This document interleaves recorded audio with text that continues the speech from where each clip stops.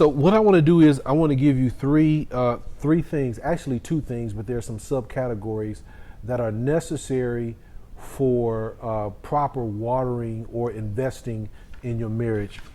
And I'm gonna call it watering because the first one is investing. And the reason why I'm using the word investing is because I want to add to that an element of vision. We kind of talked about that earlier. You don't invest in something that you don't have a vision for. That's right. That I think is very important right there, to just stop right there. And if you are married or if you're considering getting married, if you have not come together with a vision and a plan for what you expect your lives to be, then you need to stop and do that. Absolutely. Don't waste time living day to day and there's no vision or plan or direction for your marriage, because you can wander for years and life can become very difficult if you don't do that.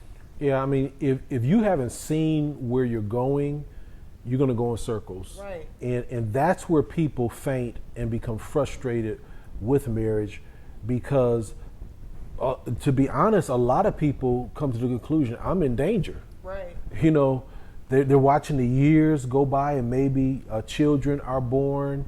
And if somebody is not maintaining that vision, we keep mentioning it again, survival mode is a reality. Survival mode is a place. It's a wilderness. And you have to, when you are investing, that investment has to be preceded by a vision. Yes. The vision actually comes first. Yes.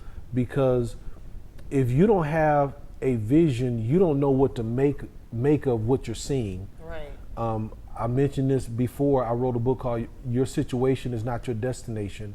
The reason why you didn't know, the reason why you knew that it wasn't your destination, because you knew what your destination was supposed to look like. So that situation did not become fatal or final, but it was actually formative. Right. Preparation. Preparation.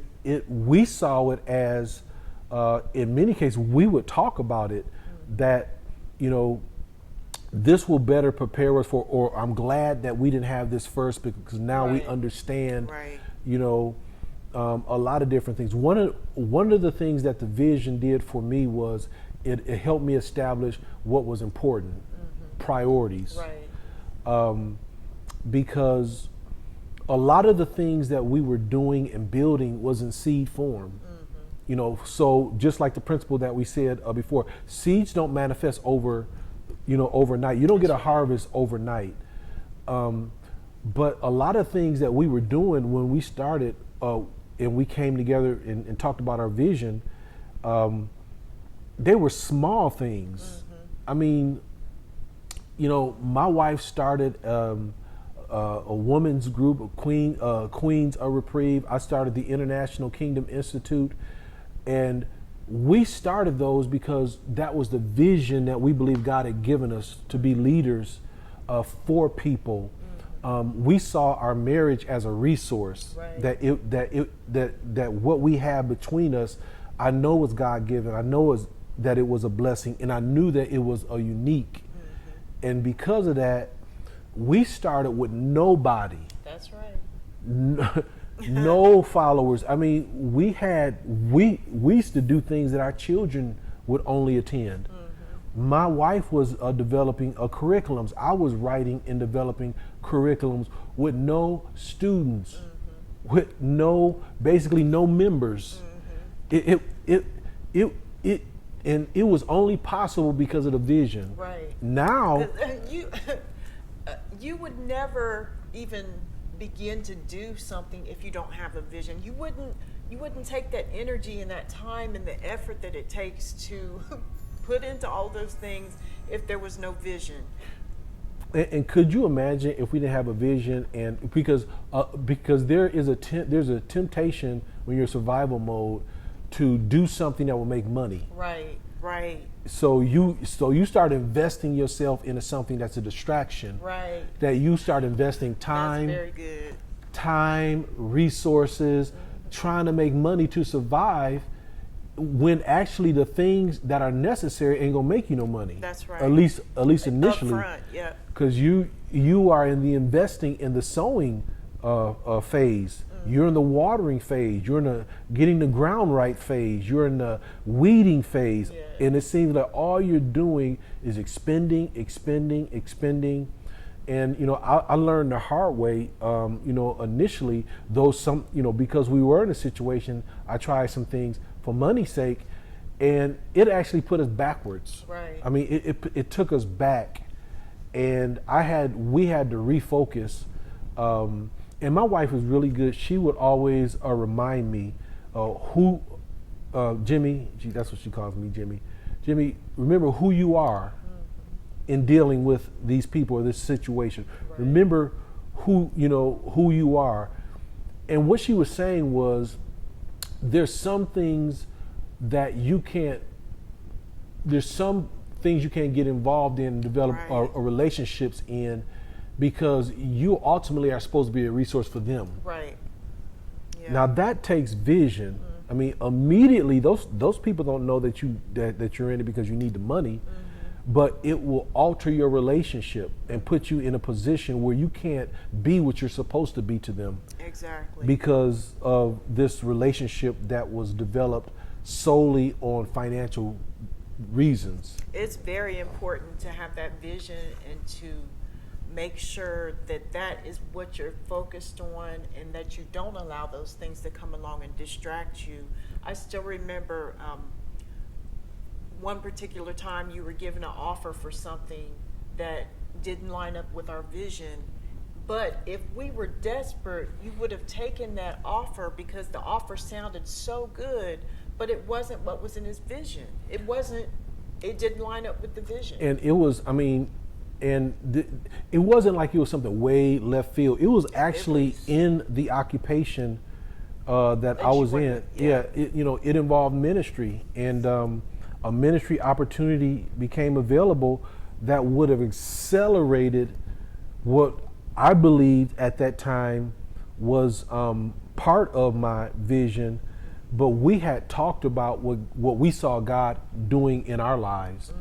And it wasn't a good fit. Right. It didn't line up at all. It didn't line up. Now, naturally, where we were at, it was the answer to a lot of different issues that we were dealing with at that time. But like my wife said, I brought her home. I told her what the people said. I told her what they offered, and she was just like, no, Again, remember who in what you are. Mm-hmm. Remember the vision. Yeah, remember the vision, and it wasn't in line with our vision. So you have to have vision first before you start to invest in something, and you have to know the kind of harvest that you're looking for. Mm-hmm. Because, like I said, you can be investing in something and it be the wrong type of ground, right, and it just not produce what you or produce anything at all. So remember, the first thing is vision. The second thing, so vision is a form of investing, mm-hmm. And you need a vision to invest in.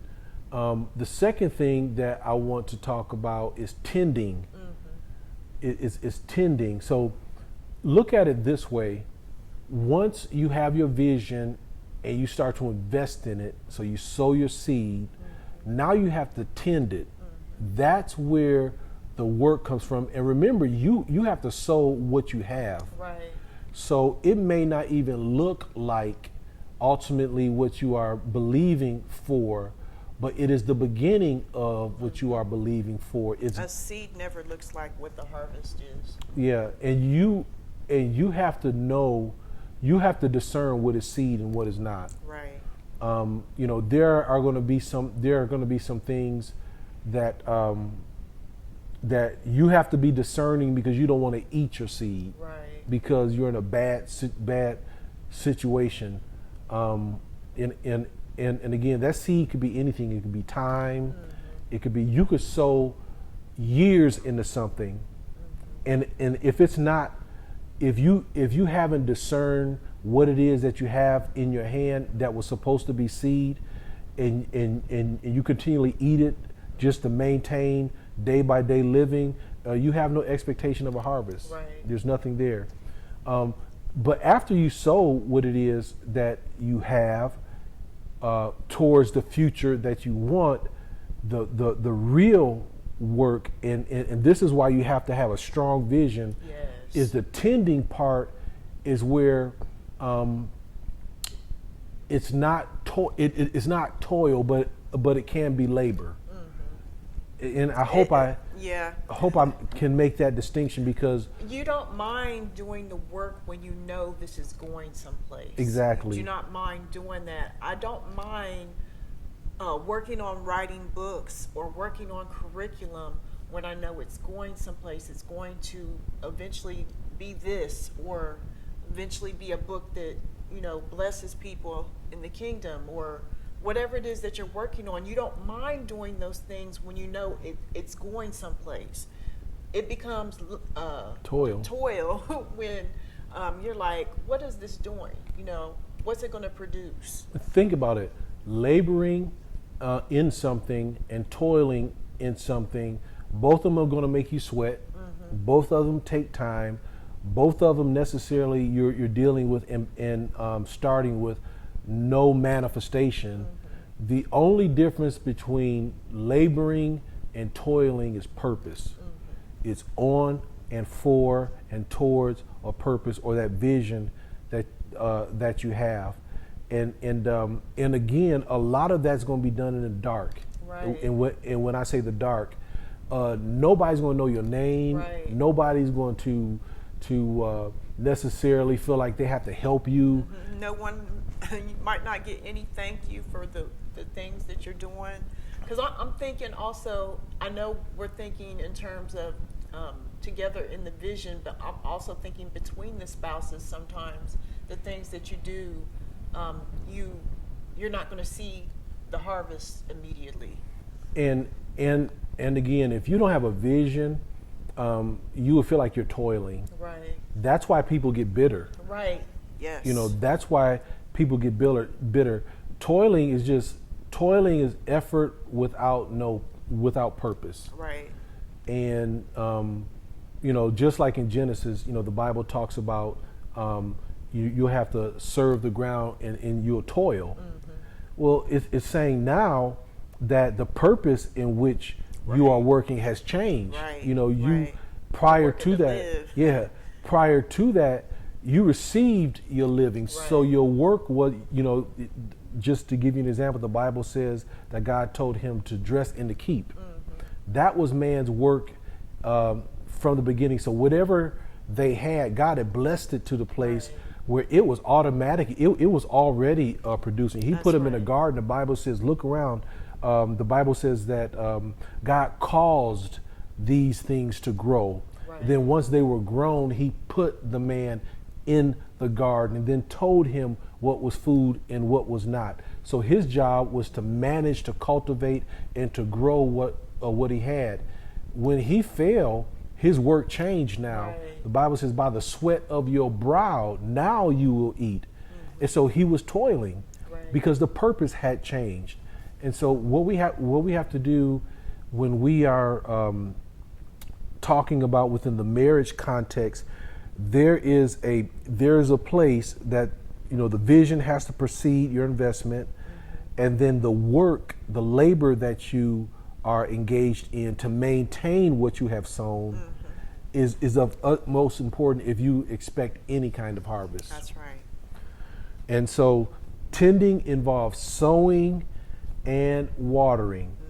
Sowing and watering. And there's a lot of miscellaneous things that go along with that, like weeding, protecting, just a lot of the things that you do to give what you've sown the best chance Right. of growth and fulfilling its purpose without it becoming encumbered or attacked by things from the outside.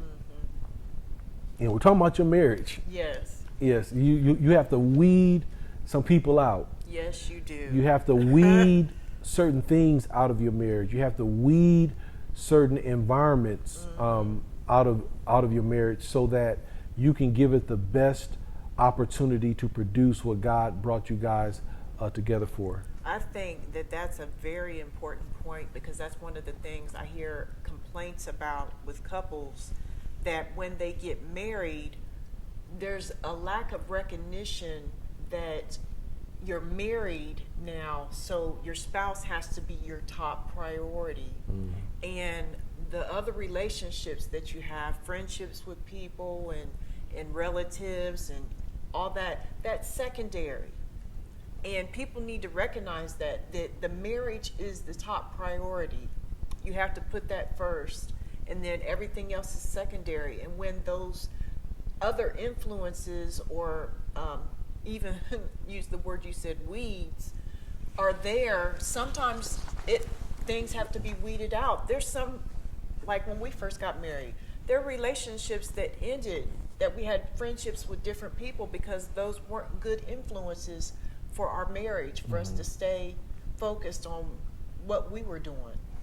And that's a painful process. It is. Because anytime that you are removing something that was already present and had grown, Yes. but it's not in line with the purpose or the vision that you have, it's difficult because that thing has developed roots. Yes.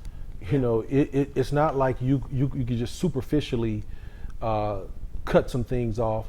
There's some things that need to be uprooted. Yes. And that may sound very harsh, but you're talking about the health of your marriage, Yes. what you want to do. Like what we were believing for, it was and it still am to a certain degree. We got levels of things Yes. that we're believing for. Believe it or not, that can be offensive to some family members. Yes. Because they've never seen it. Yes. They've never experienced what it is that you're talking about, and they can take the perspective of getting offended. Who do you think you are? Or you're better than us, or start to sow weeds in your mind by saying nobody in the family has done that. That's not going to happen. Or how are you going to do that?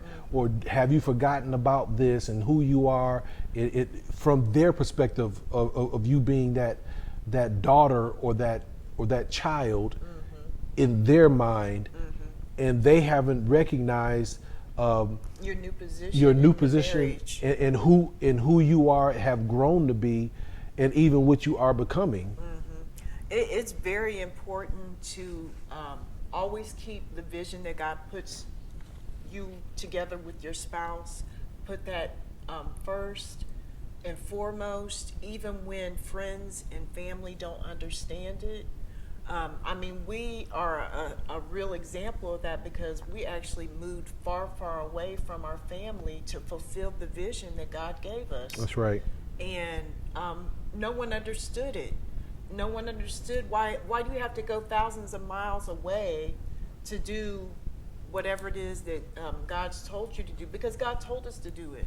So you always have to put that vision that God gives you for your marriage first. When you get married, it tells you in Genesis, leaving father and mother and cleaving to the wife, you are starting a new family. That's right. When it's just the two of you, it's a new family. New patch of ground, new garden. You have to have space for that. You have to have the right environment for it. And a lot of times it's not conducive from where you're coming from. Yeah, you can't borrow the environment that you came from to produce your garden. Right. That garden may have been set up to produce cucumbers. Right. You trying to produce tomatoes, so it's not going to work. The watering is going to need to be different. That what you're trying to produce has different needs. Right. It needs a different environment that has to be Right. cultivated. Right. Every family is different. No matter, we have a family with 4 children. Each of our children, the ones who have gotten married, each of their marriages is different. Each of their needs for their marriage is different. It's not our marriage. So they have to have what's necessary for their marriage. Same with us. What we came from our families is very different. So each family unit, that marriage needs its own garden, needs its own environment. And so it's very important to make sure that you're going along with the vision God's given for you, and that you don't allow weeds to come in and to choke out the vision, and you make sure that that vision in your marriage is priority. And so I want to move to this real quick. What Gena said is so important, because a lot of people, the power of examples on your expectations in life is something that you have to be conscious of, because you, again, like we keep saying, you have to develop your own vision, which will develop your own expectations. And then where you come from, the examples that you have don't have evidence of that type of fruit, then you have to start from scratch developing that with your spouse. Right. And it's a very, and you have to be careful of importing from those examples that you came from into your garden, Right. because it's not compatible. It's Right. it's non-conforming. And so there's a principle in Genesis I call the law of the seed and law of like kind. Law of like kind is simply found in where God talks about the living creatures in creation. He said it had the seed within itself, and it produced after its kind. So that means that what they could only produce, they could only produce what was in them, what flowed from them. And so, just because you come from the same family doesn't mean you're the same kind. Right. Right. And so, if I'm trying to be nice when I Be nice. when I say that. So if you came out of a kind that produced thorns, and so that environment, because there were thorn-like, they produced thorns, and now that you're severed from that, you leave your father and your mother, and you create a new garden, and you want lilies. You have to become, you have to cultivate within yourself. I'm trying to think of how to say this, lily likeness. Yes, very true. I'm trying to visualize it, because this is the difficult part. The environment that I came out of wasn't necessarily what I wanted to reproduce. So I had to change the character and the kind of person that I wanted to be, so that I could reproduce it.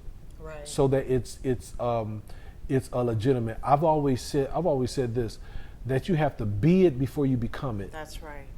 And the reason why I say it that way is because you have to, nobody's going to place their hand on you and say, you're that, you're it. You've arrived. Think about it with a job.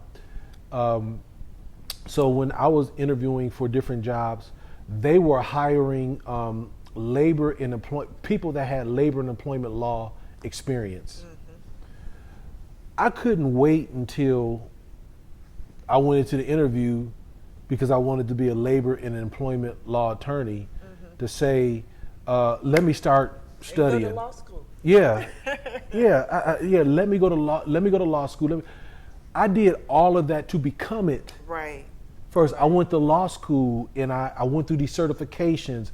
I worked at American Arbitration Association, a labor and employment desk, as a labor regional case administrator, before I apply for these positions. So what I'm trying to say is that you have to cultivate and become what you're ultimately wanting to become it, what you're ultimately trying to become, Right. before you become it. Right.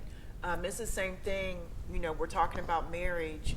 If you are planning to get married, or if you're in the beginning of your marriage, you need to be cultivating yourself, doing things to make you a better spouse for your spouse. You need to read up. You need to find out things that are beneficial in marriage. You need to look at things in a way where you're getting built up and you're becoming better at what you're supposed to be. Yeah, and now that I think about it, you have to, and I'm not sure if I said that earlier, but you have to be it before you become it. You said it. So if you're going to be a spouse, you're going to be a wife, you got to be a wife Yes. before you actually become a wife. You have to be a husband before you become a husband, because you can only reproduce after your kind. And so that's why in earlier lessons we talked about how before you get married, you have to develop yourself. Right. You have come to in messed up. Yeah, you have to be a wife before you're pronounced a wife. Because being married is not going to make you a wife. That's right. You'll have the title, but you'll still be what you were beforehand. And that's where a lot of the problems come in. I talked about the law of like kind. The law of seed simply says is that, what you put in the ground, you should have an expectation that it's going to be multiplied, but it's going to be what you sowed. Right. It's going to be of like kind, Right. multiplied. And women are when I think about women, that's what women are. They are incubators. Even if you think in the natural, the man gives the woman a seed, but she gives him a baby. She multiplies and reproduces and cultivates what she has received. And so that's why you have to be careful what you're sowing Yes.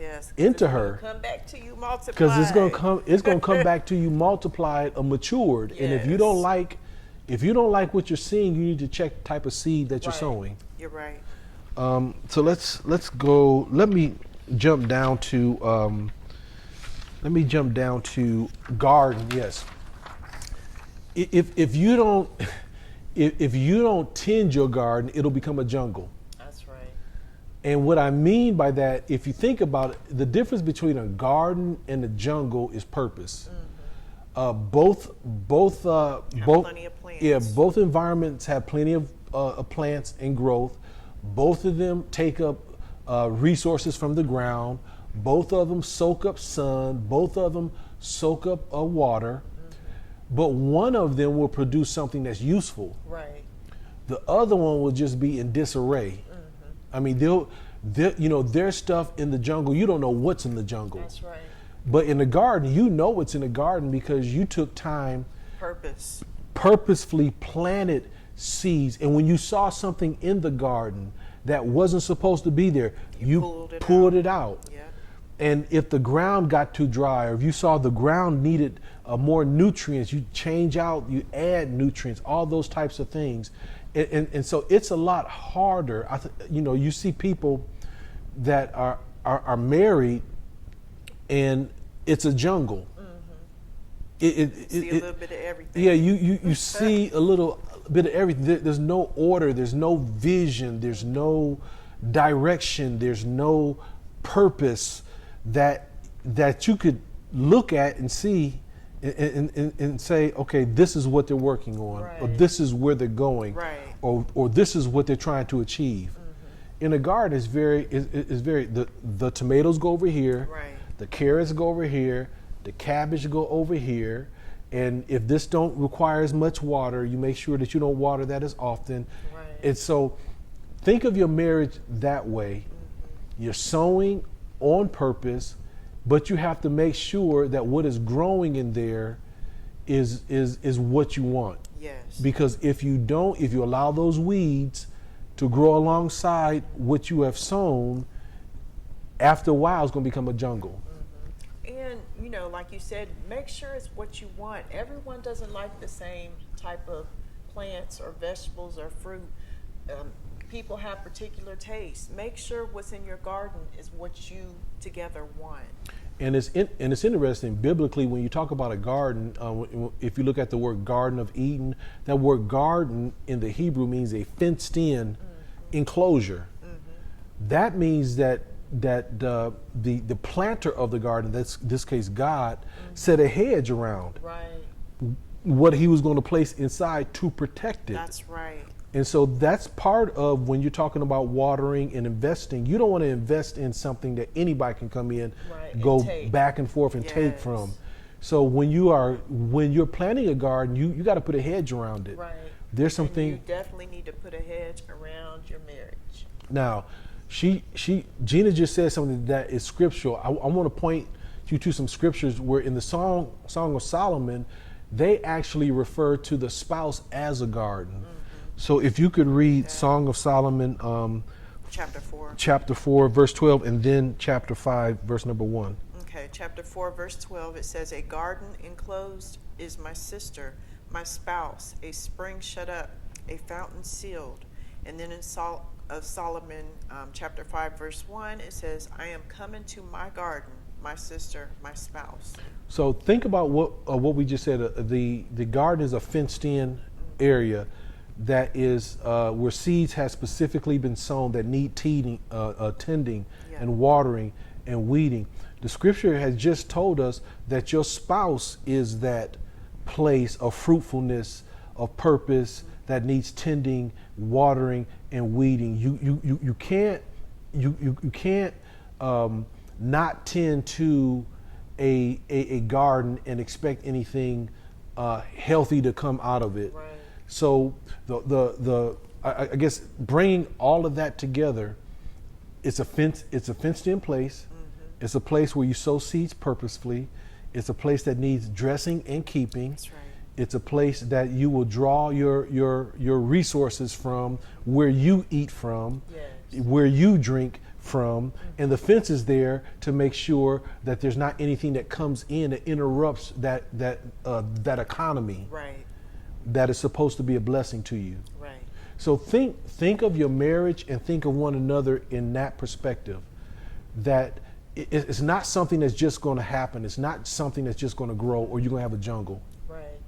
Well, all types of stuff is going to be in there that you don't want. You want to be a careful gardener. You want to tend, you want to dress and to keep, but recognizing that it's going to cost you something. It's going to require investment and your careful attention. So you're going to have to keep up the watering Yes. of the light kind necessary to produce what you ultimately want in your marriage.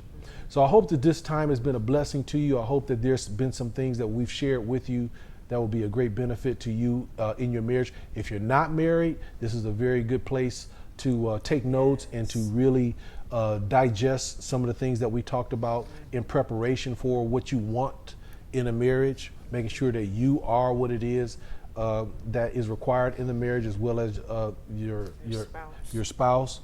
And so share this with friends. I pray that it's been a blessing to you. I'm Dr. J.C. Matthews, again with my beautiful wife, Gena Matthews. And join us on our very next episode. Until then, be blessed.